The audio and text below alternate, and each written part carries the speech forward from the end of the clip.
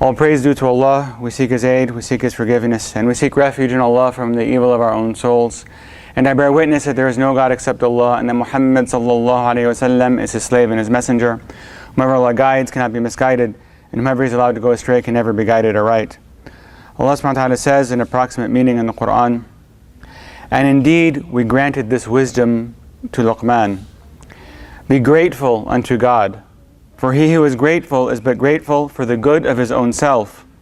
Whereas he who chooses to be ungrateful, verily Allah is self-sufficient and ever to be praised." We should ask ourselves, what is wisdom? The dictionary defines it as knowledge of what is true or right, coupled with just judgment as to action. Also discernment or insight. And it's something that is universally desirable. It's something that people have always sought after. It's something that when we don't have it ourselves, we look to others who may have it. And it's something that Allah subhanahu wa ta'ala describes. Bismillah ar-Rahman ar-Rahim. يؤتي الحكمة من يشاء ويؤتي الحكمة ومن يؤتي الحكمة فقد أوتي خيرا كثيرا وما يذكر إلا أولي الألباب. That grants wisdom unto whoever He wills, and whoever is granted wisdom has indeed been granted an abundant good, but none bears this in mind save those who are endowed with insight. So this idea of hikmah, of wisdom, is in fact something, as we said, that's desirable by everybody. It's something that Allah subhanahu wa ta'ala describes as whoever possesses it has been given something of tremendous good and benefit. And this is why, again, irregardless of the culture, we see that there are descriptions of the wise man or the wise woman, the person who people seek after to find their counsel, because it's something of tremendous good and benefit. And so we have to ask ourselves then, what can we do to gain wisdom? Is it in fact something that's purely just a gift from Allah and you either have it or you don't? Or is it something that we can acquire? And the reality is that it's a bit of both. There is for sure some element that is just a gift from Allah subhanahu wa ta'ala, which is why we see across the world that there's a wide range of people, those who we say are indeed very wise, and those who are very obviously foolish people. But beyond the gift of Allah subhanahu wa ta'ala, as with most gifts from Allah, we can work to develop whatever portion of wisdom that Allah has granted us. And everybody has been given at least some portion of wisdom, and so we should strive really to develop that wisdom that Allah has given to us. And it's something that we want to really focus on doing, because when we do it in the right way, it brings about the best result for all parties that are involved. And the more we practice wisdom, the better at it we become. It's a skill like any other skill. The more we strive to implement it, the better at it we're going to become. And it's something that we really should strive for, because it does benefit us in all aspects of our lives. And we want to start this by, number one, keeping the company of the wise.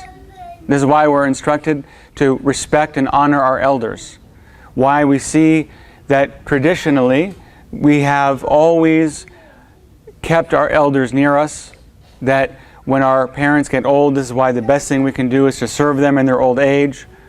Why traditionally we've seen within the Muslim households that it's an honor to have the parents living with you and staying with you so that you can care for them, but also so that you can benefit from them. Because they have a certain wisdom that comes with age. And not every old person is automatically wise, but by its very nature, time helps to impart wisdom. And so we see that our elders are able to share with us something of perspective, of patience and insight that comes with having lived a long time. This is why even we as adults, you look at young children and we see that there is a certain lack of wisdom because of their age. Certain things they just don't understand because they haven't lived long enough to understand some things. And likewise, for our parents, they've lived longer than us, and hence they have an insight that we don't have. Whether or not we agree with everything, yet they have a certain understanding. And so this is something that we want to benefit from and learn from. وَقُولُوا قَوْلَ هَذَا وَاسْتَغْفِرُ لِي وَلَكُمْ. Ask Allah subhanahu wa ta'ala for forgiveness. إِنَّ اللَّهَ غَفُورٌ رَحِيمٌ.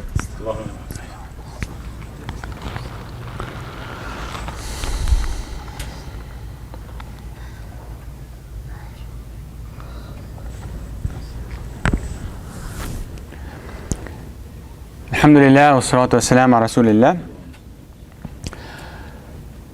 So wisdom is something perhaps that is a bit elusive in terms of saying how does one acquire wisdom. So we'll focus on this element of wisdom that Allah mentions, which is gratitude. This is why Allah subhanahu wa ta'ala is saying in this ayah that He gave Luqman wisdom. And what was this wisdom? To be grateful to Allah subhanahu wa ta'ala. And in fact, we can see that this is one of the heights of wisdom. This attitude of expressing gratitude to Allah subhanahu wa ta'ala is, in essence, what wisdom is about, because it is that coupling of knowledge with action. Allah subhanahu wa ta'ala is the one who has given us everything. And so it's important for us to recognize and acknowledge and thank Allah subhanahu wa ta'ala for all that He has given us. And understanding that wisdom is about more than just saying thank you. It's critical. We should thank Allah subhanahu wa ta'ala. Say alhamdulillah, ashukru lillah. So we should actually thank Allah subhanahu wa ta'ala. But it goes beyond that, and it's about showing the actions of thanks. So just like we said that wisdom isn't just about what's in your head, but it's about having that action that follows.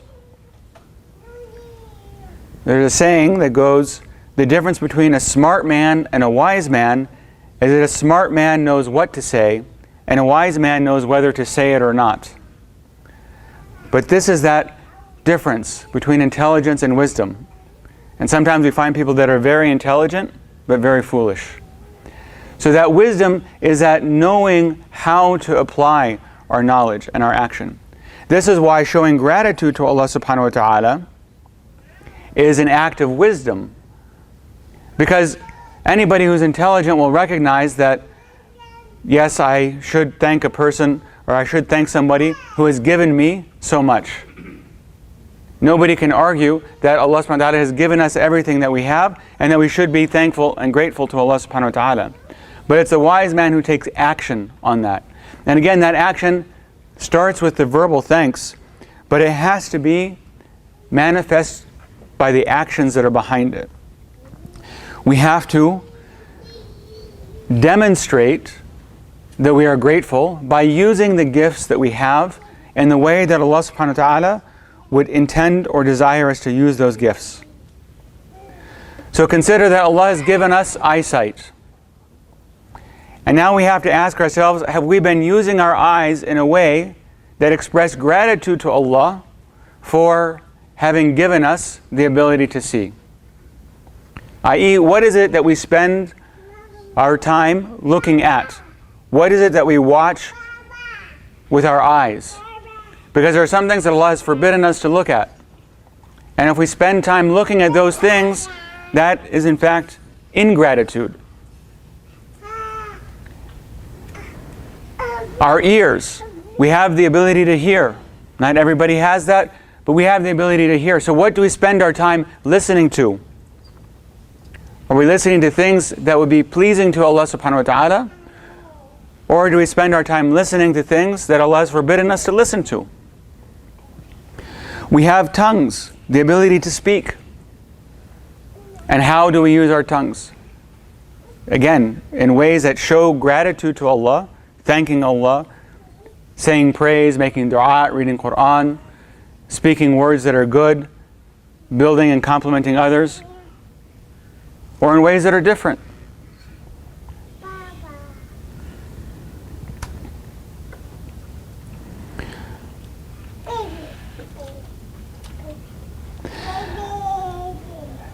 And the Prophet ﷺ said that whoever doesn't thank the people doesn't thank Allah subhanahu wa ta'ala. So on top of the gratitude that we should show to Allah subhanahu wa ta'ala, how do we reflect and show gratitude to those around us? Our parents. What actions do we do that reflect gratitude for all that they have done to raise us and support us? And whether they're alive or dead, we have to ask ourselves, what are we doing that demonstrate gratitude to our parents? So if our parents have passed on, for example, we have the opportunity to serve their friends, because this is something from the Sunnah of Prophet ﷺ. We see that after Khadija radiallahu anha had passed away, the Prophet ﷺ would still take time to go around to all of her friends and to visit them and to send them gifts and to do such things. Right? This is the etiquette of honoring those who have passed away before us, honoring those that they had loved and that they are still around. So if our parents have passed on, we can show gratitude to them by serving their friends. And of course, if Allah has blessed us that our parents are still alive, then we have to ask ourselves, in what means are we demonstrating our gratitude to them by serving them? Our spouses, what actions do we take that honor what they do for us? Again, we need to be asking ourselves, what are the actions behind it? Yes, it's good to be grateful in our heart. It's good to thank them. But what actions do we take to show them that support? Our children. How do we thank Allah subhanahu wa ta'ala for blessing us with our children? How do we treat them? What do we do for them? And just as a side note, when I say what have we done for our children, keep in mind that doesn't mean we should be giving them everything they ask for, letting them do everything they want. Sometimes the best thing for our children is preventing them from doing things that they may want to do. And that's where wisdom comes in, because perhaps they don't see the wisdom of us preventing them from something that they think, well, everybody's doing it, or I just want to do it, why can't I? Because we have some insight into seeing things, perhaps that they don't see. But how do we reflect that gratitude for our children?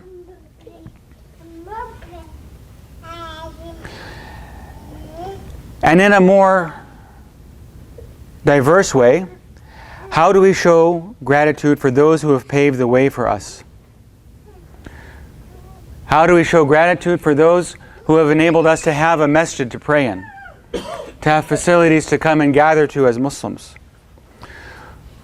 to have gratitude for those who have created camps for us to send our children to have workplaces that aren't allowed to discriminate against us simply because we're Muslim? Do we respect our buildings? How often do we find masajid or community centers that we have where we see things that are damaged or broken or unclean, reflecting a lack of respect, a lack of gratitude for these places that we are? How often do we respect our gatherings to show gratitude for being able to come together?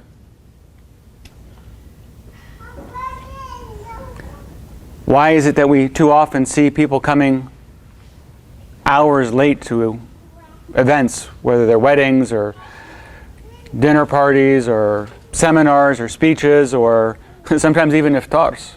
Right? Why do we have the running joke, oh, it's Muslim Standard Time or Arab Standard Time or Pakistani Standard Time, to be synonymous with, oh, you're going to be several hours late? Because that intrinsically is a disrespect and not showing gratitude to those places that we're going. But we excuse these things from ourselves. And yet, of wisdom is to show gratitude to Allah. And in order to show gratitude to Allah, we also have to show gratitude to people. And we have to keep this in mind, that these things are inextricably linked with each other. It's impossible to say, or at least wise, it's inaccurate to say, that you are grateful to Allah and yet ungrateful to the people. Because the Prophet ﷺ has linked them. Whoever is not grateful to the people is not grateful to Allah subhanahu wa ta'ala. And so, today, I want all of us by way of achieving more wisdom, and I ask that Allah subhanahu wa ta'ala increase us all in wisdom,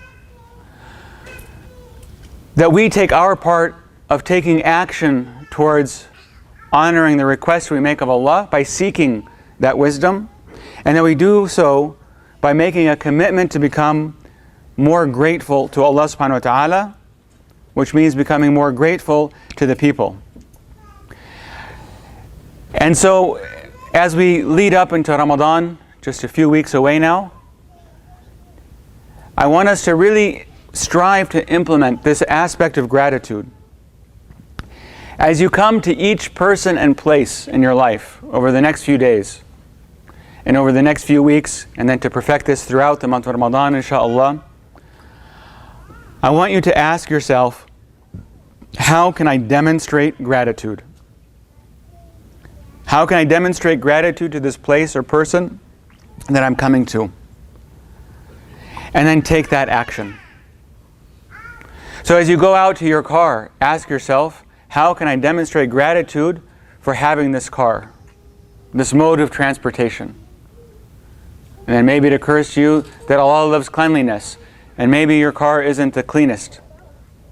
So you can demonstrate gratitude for having a car by cleaning the car and keeping it clean.